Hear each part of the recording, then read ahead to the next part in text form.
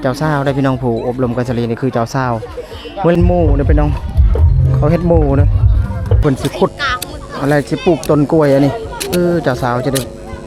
เต้นออมอันนี้แหละอันนี้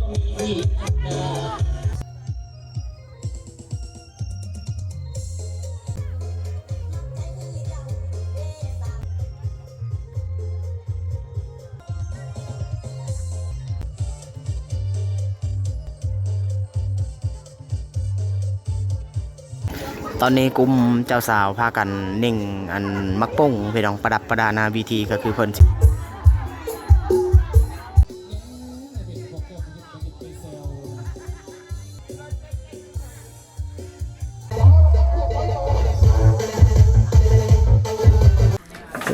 เจ้าสาวแต่งโตอยู่บัดนี้เอา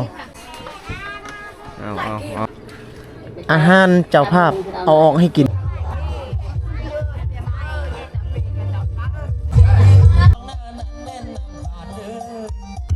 ต่อเพลงที่2บัดนี้กบกรักดอยเด้อเจ้าสาวจะเบาบัดนี้จับดีแล้วล่ะเด้อจับนี่เด้อกบกรักได้ยะกบแน่นๆเนาะจับดีแล้วล่ะเด้อ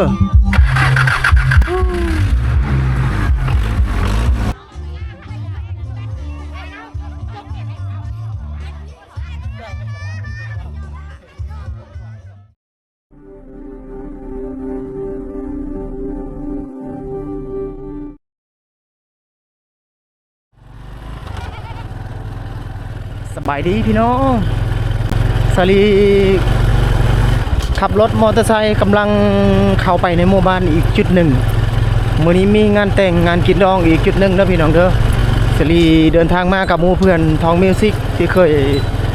ถ่ายคลิปในคลิปหลังก็คือออกจากบ้านพรแล้วมาต่อในจุดนี้พี่น้องบ้านที่มีงานแต่งนี่เด้เฮือนเจ้าภาพฝ่ายหญิงเฮือนเจ้าสาวมื้อนี้มาติดตั้งเครื่องเสียงแล้วก็มาเก็บภาพบรรยากาศงานกินดองอีกจุดหนึ่งงานแต่งงานอีกจุดหนึ่งพี่น้องบ้านบางบุญเขตเมืองเสียโปดนะจุดนี้เข้ามาในงานปุ๊บแล้วก็เห็นอันนี้เราได้พี่น้องเพิ่นวางขายตลาดของเพิ่นและห้างขายเครื่องเข้านิยมขายกันแบบนี้ได้พี่น้องสลีเคยเห็นงานแต่งในเขตบ้านนอกบ้านนาคลิปหลังเมื่อ2 มื้อหรือว่า1 วันที่ผ่านมาก็เห็นในแบบนี้ล่ะเพิ่นขายสังเกตในมากมายอันนี้เพิ่นขายกันหลายๆอย่างเลยแล้วก็มีปิ่งมีจามเลยตู้เลยนายหมอจ้าขายหลายอย่างเลยตู้แต่กลัวกระดาษให้ตัวนี้ก็ห้านคือกันนี่ขายกันแบบนี้เลยเด้มีบอนปิ่งมีบอนอันขายหลายๆอย่างอันนี้ไข่เป็ดตัวนี้น่าจะเป็นไข่เป็ดขายตำบักหุ่งพร้อมอะไรนี่ครบเลยเด้ตำบักหุ่งพร้อมมีปลาแดกในทางนั้นนะตัวนี้เตาไฟบรรยากาศในหมู่บ้านนี่กว้างขวางแจ่มใสดีสะอาดสะอ้างพี่น้องบ้านวังบุญเป็นหมู่บ้านหนึ่งที่ว่าใหญ่และความเป็นดังเดิมบ้านของคนชนเผ่าบรูผสมเผ่ากรีพร้อมในเขตนี้พี่น้องเดี๋ยวเก็บภาพหลายๆอย่างเดียวเครื่องเสียงมาตลาดตะลีที่ในจุดนี้เขาวางขายกันแบบนี้เลยแล้วก็ฟังโตฟังเต้นเลยเปิดเพลงแล้วทั้งนั้น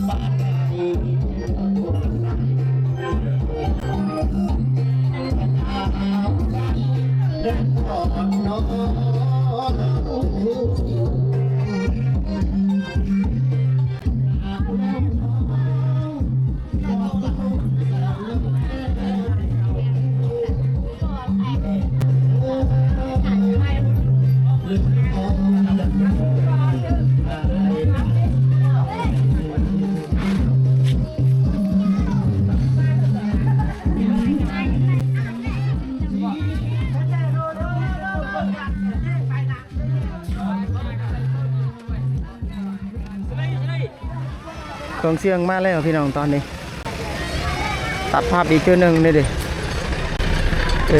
บอดนี่หลายคนหลายท่านที่เคยชมน่าจะจื่อวงนี้วันนี้ถือ6 ใบปุ๊เดี๋ยว5 ทางและติดตั้งต่างๆระบบเต้นเพื่อนนี่มีอยู่2 ชุดเด้อพี่น้องเด้อดีบอดนี่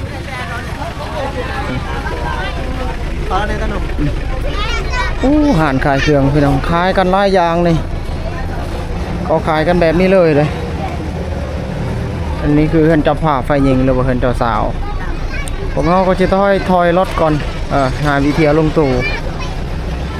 ติดตั้งหลายๆอย่างแล้วจะรีจะเก็บภาพเป็นช็อตเป็นคันเป็นตอนเอาลงตู่ตอนนี้สลีเก็บภาพได้บางจุดบางช่วงลงไปแล้ว2 ใบเป็นใบที่3เลยที่3 6 ใบ 6 ดอกชุดเก่าเลยที่ลงบานปอนและบานคูนโมนี่ถ้าพังทนเสียงพี่น้องถ้าไฟฟ้าดีเหมาะสมสิเอาขึ้นเสียงกลางอีกบัดนี้เอาขึ้นเบสแล้วก็ขึ้นเสียงกลางพี่น้องเบสใน6 ใบนะเอฟฮอนทั้งหมดมีบางคนเขาถามอยู่ว่าใช้สูตรใดบางคนว่าเอฟฮอนนี่พุงไก่กับแม่นอยู่พี่น้องแต่ว่าเปิดเพลงนี่เสียงลำโพงจะได้ยินชัดเจนบ่คือตู้ปิดได้พอเอฟฮอนเป็นตู้หน้าเปิดพี่น้องนี่ตัวนี้ลมลังดอกพอดลมลังดอกอันตัวนี้พอดลมหน้าดอกเป็นตู้หน้าเปิดนี่แหละพี่น้องจะแนมเห็นดอกได้วอย5นี่4 ใบ4 หน่วย4 ดอกสำหรับวอย5ในนี้นะมีวอย4 2 ดอก1,000 วัตต์ในตัววอย5เสียงกลาง3 เบส6ก็คือ6x6นะเสียงกลางดอก12ทั้งหมดนี่แล้วก็สิไปติดตั้งเครื่องปรุงทางนี้มี M210 นะมื้อนี้ M210 ตัวนี้ NPE 1,800นี่จะขับข้างหนึงนี่ขับกลางเด้อพี่น้องแล้วก็ขับเบสนี่3 channel ละ2 ดอกก็คือ4 channel ของ Martin ตัวนี้4 5 6 7แรม7พี่น้องก็คือ3 ทางนะผมเฮาลินเด้อนี่สิอวยของฝั่งเครื่องเสียงก่อนต่อแล้วเป็นที่เรียบร้อยปุ่งเลย 2,000 พอดีอยู่ครับครั้งหนึ่งขับแรมตัวนี้ขับเบสมาตินเครื่องปรุงเรียบร้อยบัดนี้แล้วก็คอร์ด ช่วงนี้ใส่คอร์ดตัวนี้ล่ะแบรนด์ชั้นสาวนี่ใส่อีกงานต่อเนื่องช่วงนี้ตัวนี้เป็นคอร์ด3 ทางเลยพี่น้องเด้อเสียงบอกได้เลยว่าหนักแน่นแล้วก็พุ่งแตกต่างจากคอร์ดตลาดทั่วไปตัวนี้เพราะว่ามันจะแยกตัวนี้3 นี่เป็นเบสแล้วตัวนี้เป็นกลางตัวนี้เป็นแหลมสบายเลยตัวนี้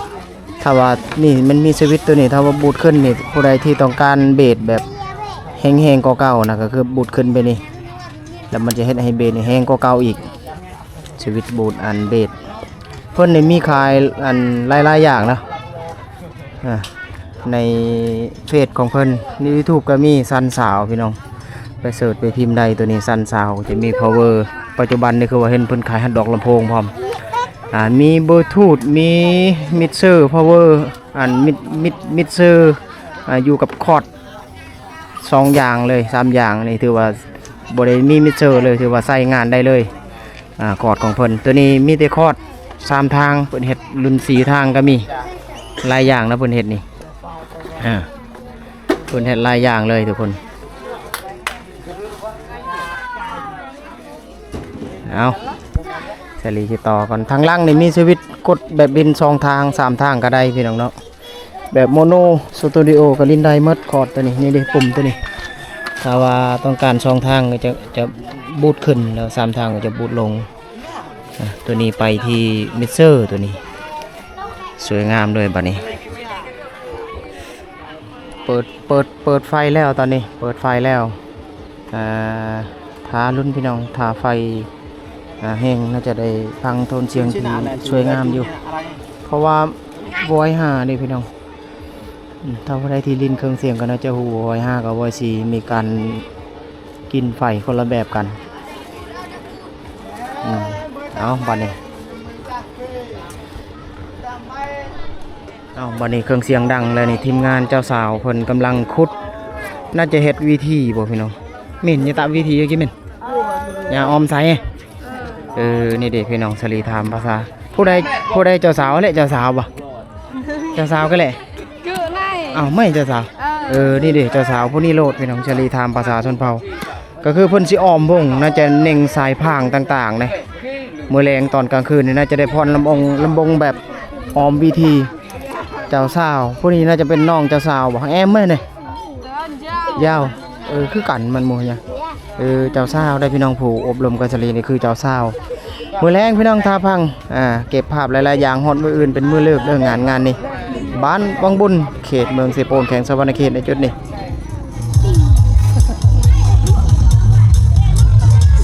เครื่องเสียงเนี่ยปล่อยแล้วบัดนี้กำลังเฮ็ดครัวเขาทำอาหารอยู่พี่น้องทางนี้เริ่มทำอาหารเนี่ยเขาดังไฟแบบเป็นเตาไฟแบบนี้เลยแล้วก็อาหารนี่มีตัวนี้น่าจะเป็นหมูเดี๋ยวไปน้องเขาเฮ็ดหมูนะเขาเผากันอยู่นี่เดี๋ยวแมลงแขกคนที่มาร่วมในงานก็น่าจะได้กินอาหารตัวนี้ละก็คือหมูเพื่อนเจ้าภาพไฟยิงแล้วเพื่อนเจ้าสาวโอ้ทางนี้ก็มีคนคือกันในทางหลังอันนี้คือทางหลังพี่น้องเด้อเพื่อนเจ้าสาวน่ะหลังนี่แล้วก็จะมีเครื่องเสียงตึมตำอยู่เก็บภาพหลายๆอย่างพี่น้องทางนี้เขาปิ้งกันอยู่นี่จี้นี่จะได้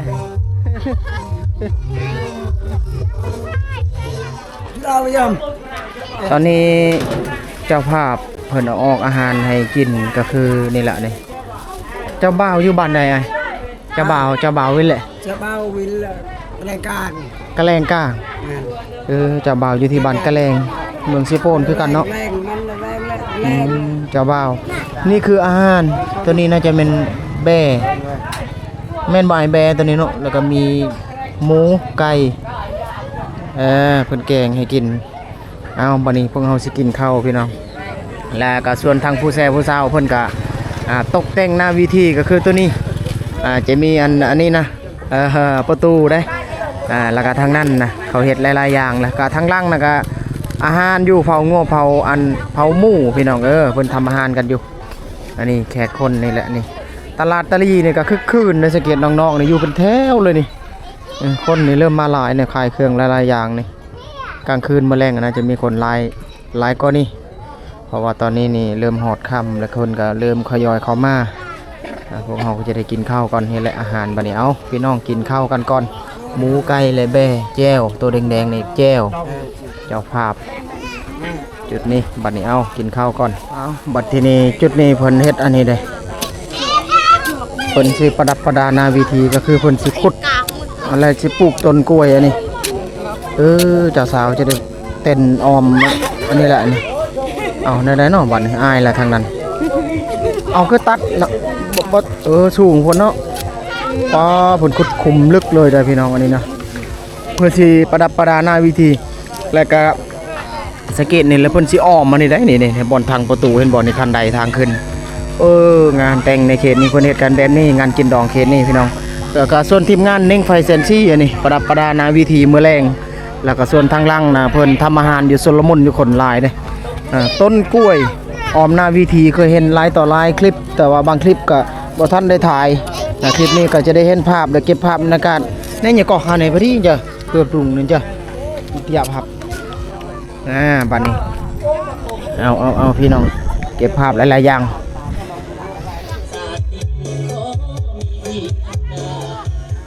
เรียบร้อยเพิ่นปลูกแล้วบัดนี้แล้วก็สิอ้อมวงอีกบัดนี้สายพางตัวนี้ก็สิอ้อมวงตัวนี้ล่ะ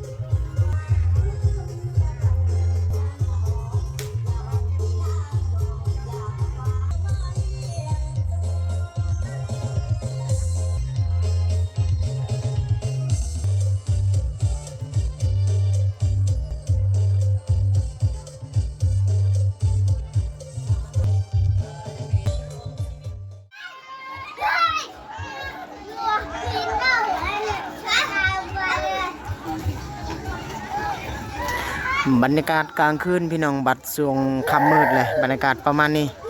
เดี๋ยวก็จะมีขั้นตอนต่อๆไปพี่น้องน่าจะได้เห็นเจ้าสาวและเจ้าบ่าวเสด็จออกพอดหนาวิธีทางนาประดับประดานาวิธีต้นกล้วยต่างๆกับปลูกหรือว่าเพิ่นเฮ็ดกันแบบนั้นแล้วก็วิธีก็อ้อมๆในประมาณนี้ทั้งโต๊ะทั้งเต้นนี่ผู้คนนี่ยังบ่ได้มาเด้อพี่น้องเด้อตอนนี้เดี๋ยวจะมีผู้คนมาร่วมงานหรือว่ามานั่งในโต๊ะตั้งสถานที่นั่งในจุดนี้เจ้าภาพฝ่ายหญิงเพิ่นเกียมนี่คืองานในจุดนี้งานกินดองในจุดนี้งานแต่งในจุดนี้พี่น้องเก็บภาพหลายๆอย่างขั้นตอนเท่าที่ถ่ายได้ในคืนนี้และมื้ออื่น2 มื้อ 1 คืนพี่น้องในงานนี้เด้อพี่น้องเด้อทีมงานพวกเราก็จะได้เปิดเครื่องเสียงจนแจ้งมื้ออื่นเป็นมื้อปิดหรือว่าขั้นตอนต่อๆไปพี่น้องมาเบิ่งผู้สาวทั้งนี้ก่อนบัดนี้นี่ผู้สาวนี่เป่ายังไงน่าจะเป็นเพิ่นประดับประดาหน้าวิธีขั้นตอนต่อไปบ่มักป่งนี่แม่นหมดเลยนี่เลยส่วนประตูหน้าวิธี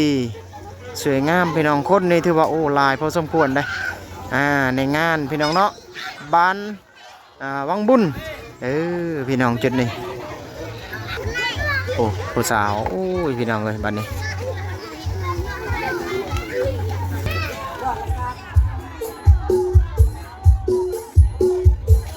รอบปฐมฤกษ์เจ้าสาวและเจ้าบ่าว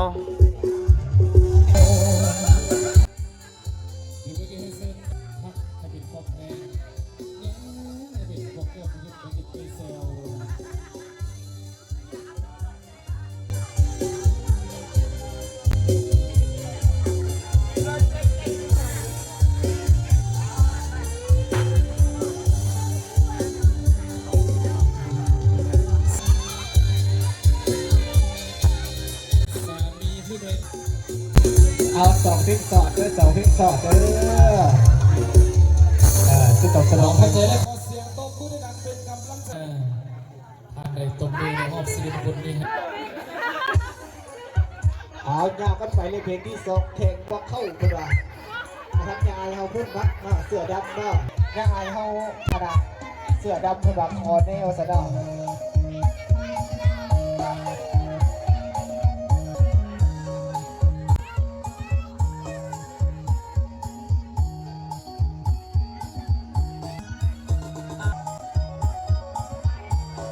เราขอเปลี่ยนพิษตั้งไว้ในวันสันก็ดัดกันไปได้วันสัน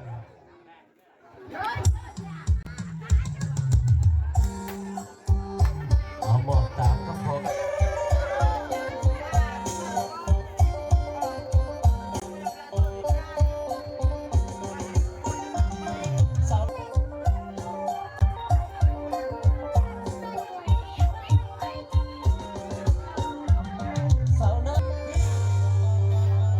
ขอบใจเด้อเนาะจากแต่จริงมือคีย์บอร์ดอาจารย์จุ๋ยบอยน้อยสันรอบปฐมฤกษ์เจ้าสาวก็จะบ่าวออกพรเอาวันนี้ก็ขอขอบใจด้วยผู้สาวครอบครัวไม่สักสมรสไม่พี่น้องเลยเนาะแต่นี่ต้องโลฮะ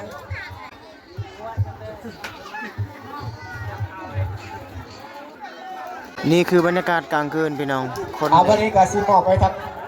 ตอนนี้สิสั่งตำพี่น้องตำมะฮุ่งตอนกลางคืนเอาเสนอน้องสาวลีน้องสาวโดยหน้าน้องสาวห้าน้องสาวฝั่งนั้นกับพรอยู่ฝั่งนี้ก็สลิจะสั่งจะกินตัวนี้กลางคืนเลยฝั่งนั้นก็จัดรอบอยู่มันว่ารอบนี้น้องสาวบิดตลาดตะลีนะโอ้คือคืนดีบัดนี้นี่ฝั่งนี้อีกบัดนี้ขายยังแน่เท่าขายตำบ่ตำมะฮุ่งก็ขายบ่น้องสาวเนี่ยน้องสาวย่อยฝั่งนี้ก็ตำนี่ตำบางคงคือกันฝั่งนี้ก็เอาบัดนี้ซื้อตัวใดดีบัดนี้โถคือดีมีตำบางคงขายครกเท่าใดแน่บัดนี้มีครกเท่าใดแน่ 10,000 20,000 กีบก็ขายบ่ขายเนาะเอา 10,000 กีบได้บ่เอา 10,000 กีบได้บ่เอา 10,000 กีบจ้ะโอ้พี่น้องซื้อตำบางคุ้งก่อนนะนี่ซื้อหานเพิ่นนี่มันเลือกหานแล้วบัดนี้แล้วก็ทานเพิ่นขายหลายอย่างนะอันนี้มีทั้งปีกมีทั้งอีหยังนี่เครื่องในไก่พร้อมนี่ลูกชิ้นฮอนดอกโอ้หลายอย่างพี่น้องขนมฟังนี่มีมากมายของกินของอยู่ค คนนี่ที่ว่าหลายเด้ช่วงกลางคืนนี่แต่ว่าภาพมันอาจจะเห็นบ่หมดเนื่องจากว่าการมืดพี่น้องแต่การถ่ายทำ เจ้าพรแล้วก็ถ่ายเล่าเบาเฮานี่ นี่บัดนี้ตำบักหุ่ง มักเผ็ดบ่ เผ็ดก็ได้นี่เพิ่น เอา ถาม เด็ดบ่ ใส่บักเผ็ดหลายๆบัดนี้เอาโอ้ กับขอว่าสันเนาะทิ้งเด่นว่าสัน มาเบิ่งบรรยากาศบัดนี้อีกฝั่งหนึงก็พรกันอยู่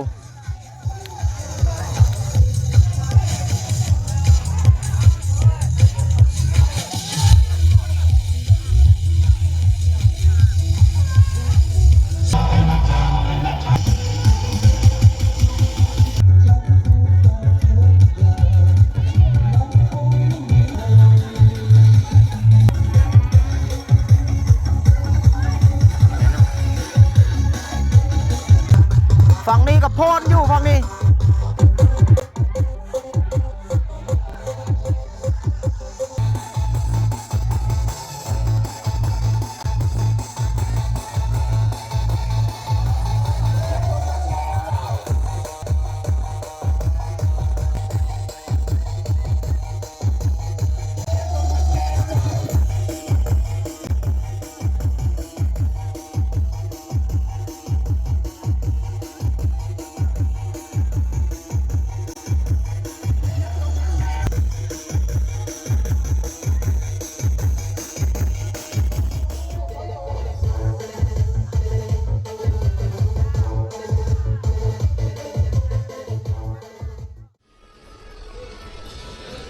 สบายดีตอนเช้าพี่น้องเด้อมื้อนี้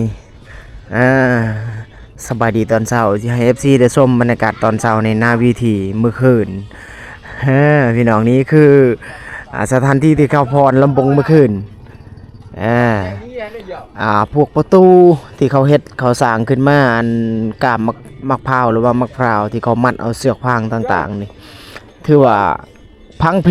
อะยะเลยสำหรับตอนเช้ามื้อที่2นี่เมื่อคืนนี่ก็จะมีการพรการลิ้นกันอยู่ในหน้าวิธีในจุดนี้แหละผู้บ่าวผู้สาวเพิ่นพรกันลองรำทำเพลงตามภาษาของวัยรุ่นนั่นแหละพี่น้องเนาะนี่ทางนี้ประตูก็หมดแล้วบัดนี้เรียบร้อยเลยเสือกต่างๆนี่ขาดหมดเลย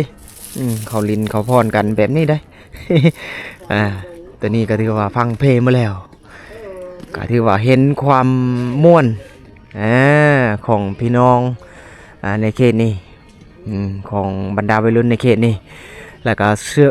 เครื่องเสียงพวกเขาหมอดกันประมาณตี3 โมงเมื่อคืนพี่น้องเนาะ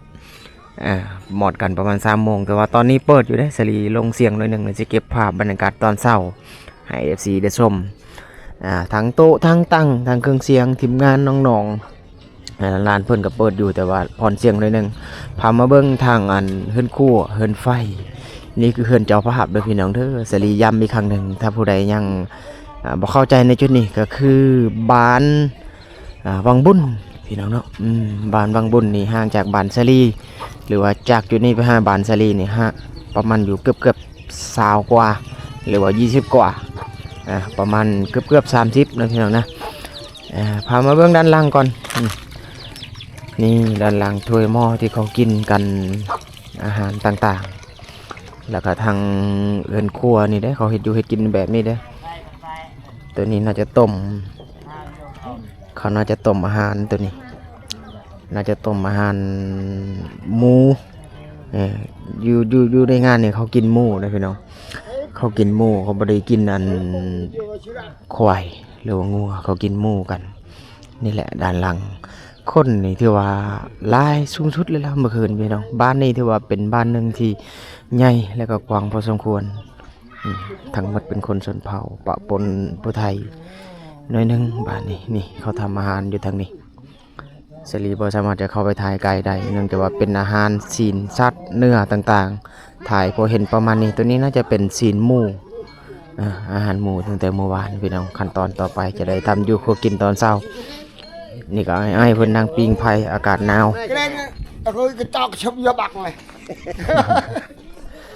อากาศหนาวพี่น้อง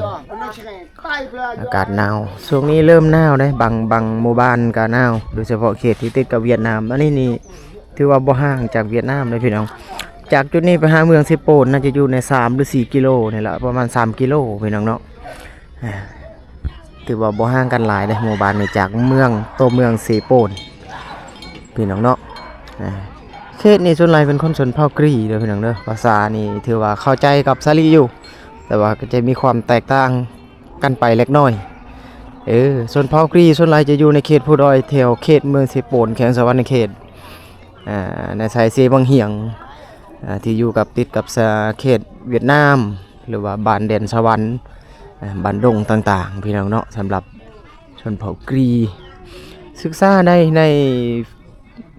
คู่กันต่างๆเด้อพี่น้องเด้อเสิร์ชหาได้เขตตรีอยู่ในแขวงสะวรรณเขตหรือว่าอยู่ในเมืองใดที่หลายที่สุดในลาวชนเผ่านี่แต่ละหมู่บ้านแต่ละเมืองนี่ค่อนข้างหลายแล้วก็แทรกซ้อนกันไปบรรยายบ่หมดพี่น้องที่ว่านี่คืองานแต่งในจุดนี้ที่เฉลีเอ่ยถึงและบรรยายเท่าที่ถ่ายทำได้และเราได้ในจุดนี้เมื่อคืนเนี่ยก็จะมีตลาดตะลีเพิ่นวางขายเครื่องในเขตนี้ได้เต็มมาได้นี่เด้แต่ว่าตอนนี้เขาเลิกหมดแล้วโอ้ทางนี้นี่วิวสวยงามพี่น้องสังเกตว่าทางนั้นแกเป็นผู้เลยได้เห็นได้เป็นผู้สวยงามถ้าขึ้นไปพุ่นจะฮอดเมืองเวียดนามหมดให้พี่น้องเนาะเขตนี้นี่อาสีเพิ่นเฮ็ดพี่น้องดอกแคมตัวนี้สมบรรยากาศในหมู่บ้านไปนำเฮือนหรือว่าบ้านของเพิ่นส่วนใหญ่เป็นบ้านไม้หรือว่าเฮือนไม้โดยเฉพาะเฮือนเจ้าสาวก็คือกันพี่น้องเฮือนไม้พามาเบิ่งเครื่องเสียงหน่อยนึงแล้วสิเปิดเพลงในสลีก็เก็บภาพได้ตอนนี้บางทีก็จะมีการผูกแขนบ่หรือว่าขั้นตอนต่อๆไปทางเจ้าสาวดำเนินการแบบไหนบ้านเจ้าบ่าวก็คือบ้านกะแลงกลางพี่น้องบ้านกะแลงก็คือเขตเมืองเซโปนคือกันแต่ว่าห่างจากจุดนี้อีกประมาณอยู่ 2-3 กิโลนี่แหละพี่น้องเนาะเดี๋ยวเปิดเพลงก่อนเชอรี่เอาประมาณนี้ก่อนสำหรับตอนเช้ามื้อนี้พี่น้องเนาะมื้อที่2เก็บภาพต่อไปขั้นตอนต่อไปก็จะมีแบบใดที่เกิดขึ้นที่เท่าที่ซาลีทายทำเดี๋ยวเก็บภาพต่อเนื่องได้นี่จี้เลยเนาะดูสุกอยู่วันนี้ก็จี้เลยเด้ตัวนี้เด้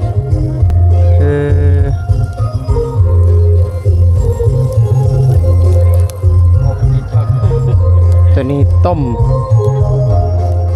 มีจี้พร้อมอาหารข้าวเกี๊ยวตอนเช้า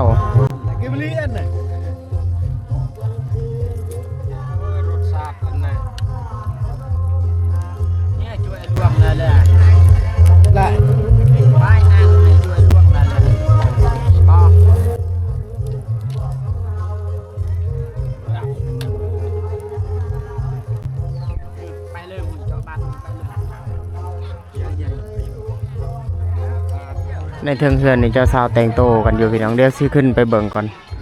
เจ้าสาวแต่งโตหลังจากที่แต่งโตแล้วก็ผูกแขนได้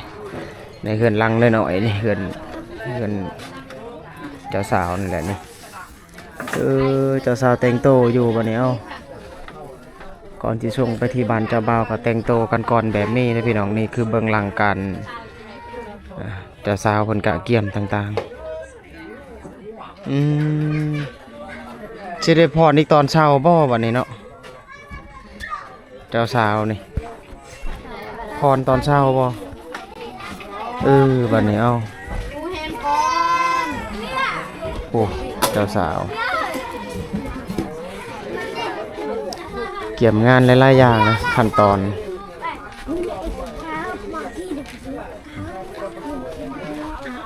แต่งตัวในเฮือนเดียวกันจะมีการส่งเจ้าสาวไปที่บ้านเจ้าบ่าวพี่น้องขั้นตอนหลักๆเลยก็จะมีการผูกแขนทางบ้านเจ้าบ่าวก็น่าจะผูกแขนคือกันตามที่เคยเห็นมาหลายต่อหลายจุด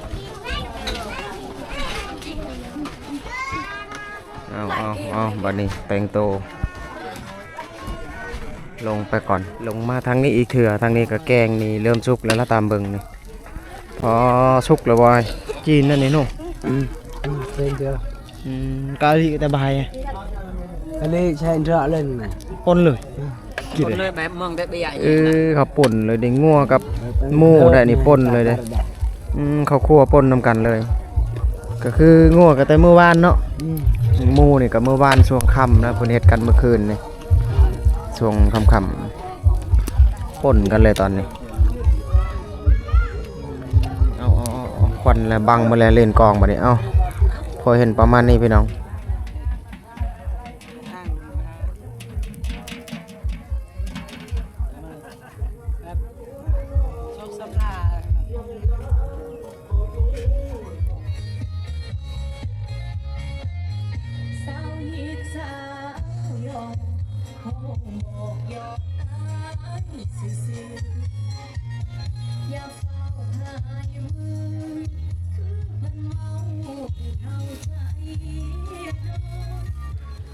อาหารเจ้าภาพเอาออกให้กินก็คือจะมีการแกงอันนี้ก็คือซีนหมูกับซีนงัวป่นกันเพิ่นแกงคั่วกันนี่คืออาหารตอนเช้าพี่น้องแขกคนนี่ถือว่าบ่หลายเด้สิฮอดขั้นตอนส่งเจ้าสาวพี่น้องนี่คือข้าวเหนียวข้าวให้กินข้าวก่อนพี่น้องตอนเช้าเวลาตอนนี้อยู่ใน7เกือบ8โมงแล้วเอากินข้าวรับประทานอาหารตอนเช้าพี่น้องเดี๋ยวก็สิมีการส่งเจ้าสาวพี่น้องสิได้พรบ่หรือว่าจังใดทางบ้านเจ้าบ่าวแต่ว่าจุดนี้นี่ก็รุ่นนำกันพี่น้องสิมีดำเนินการต่อไปแบบใด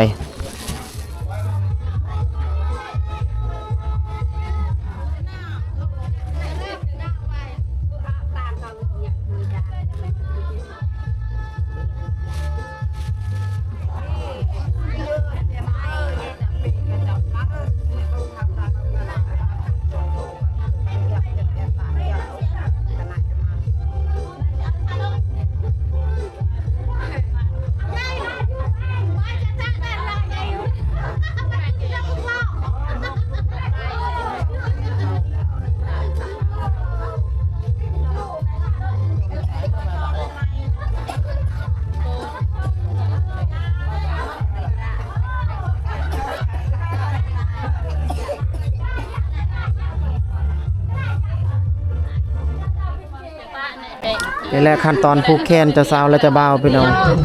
ก่อนสิส่งเจ้าสาวนี่ผูกแขนกันก่อนประเพณีงานแต่งในจุดนี้งานกินดอกในจุดนี้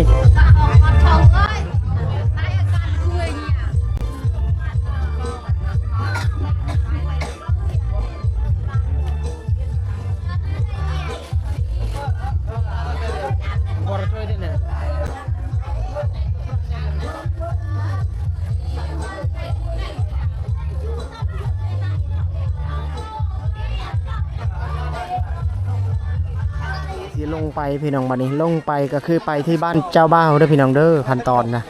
เจ้าสาวและเจ้าบ่าว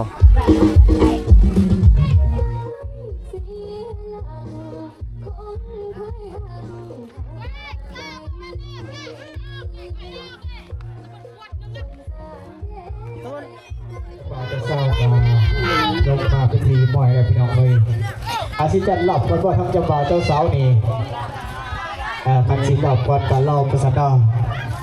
เอาจาก1ผลงานเพลงหรือว่า2ผลงานเพลงประสันนี่หลับก่อนเด้อพี่น้องเด้อเจ้าสาวพรก่อนพี่น้องบัดเอาเซนๆเนาะทั้งเท่าแก่เนาะฮู้เฮาเป็นจังได๋เนาะหรือว่าทั้งอันน่ะพอลามหมอซื้อเนาะมวนซื้อน้ำกันเด้อลำวงหอบนี่เพิ่นว่าพร้อมด้วยยาวีอาไฮเดอร์รอบบวชมาตกเนาะชื่อบวชเนี่ยบวชช่วยเนียงเนาะ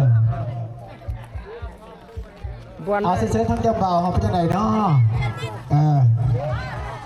นี่เจ้าบ่าวเขามาแล้ววาสันเนาะเดี๋ยวชีเงาทั้งผู้งานเพลงลำต้องไหวก่อนวาสันเนาะจัดให้ปิดเกียรติวาสันเนาะเอาเซนเนอร์ทางผู้แสผู้สาวเด้อผู้สาวบ้านวังบุญ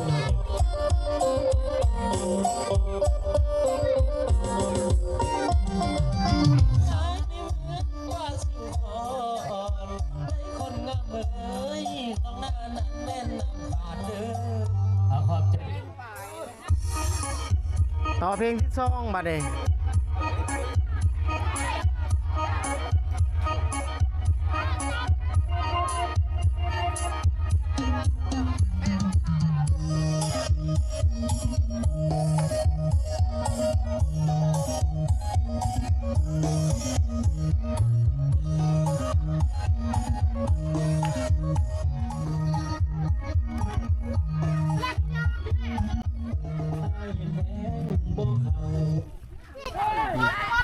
ไปแล้ววันนี้หลังจากที่พรก็ไปแล้วพี่น้อง เอาไปส่งนาคเด้อพี่น้องเด้อหรือว่าส่งเจ้าสาวไปทางเรือนเจ้าบ่าวเด้อวันนี้เด้อ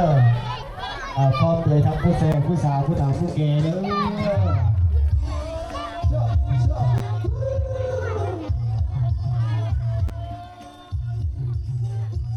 ส่งเจ้าสาวเด้อพี่น้องเด้อ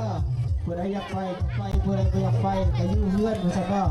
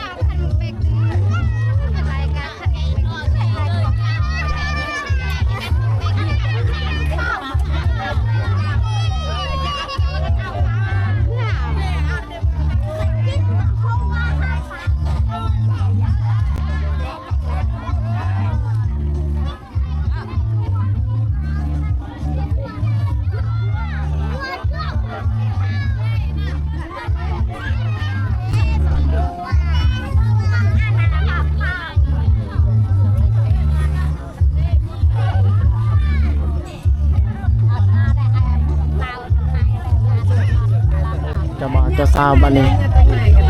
โอ้คันมาเบ่งไปแล้วบัดนี้บ้านกะเลงเป็นของบ้านเจ้าบ่าว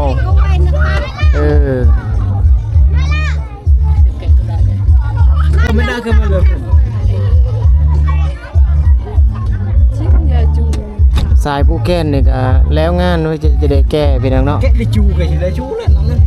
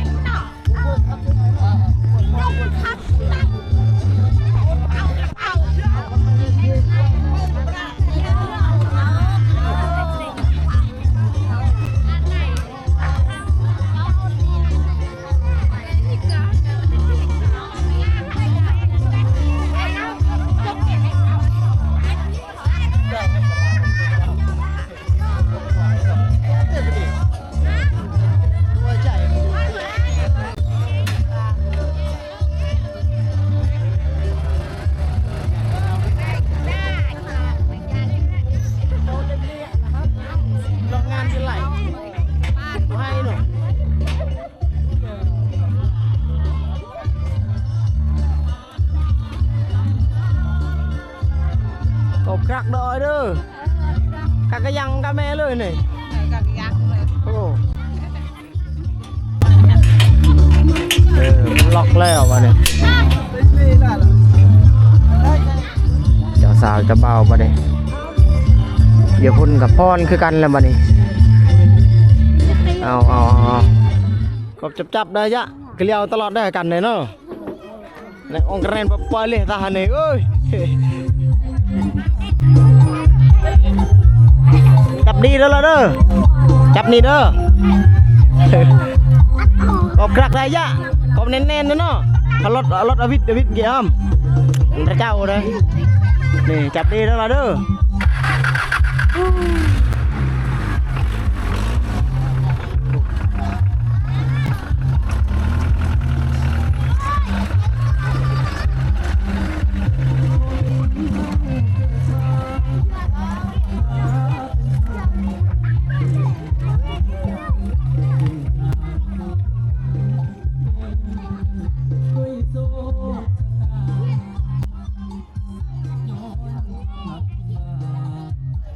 ตอนนี้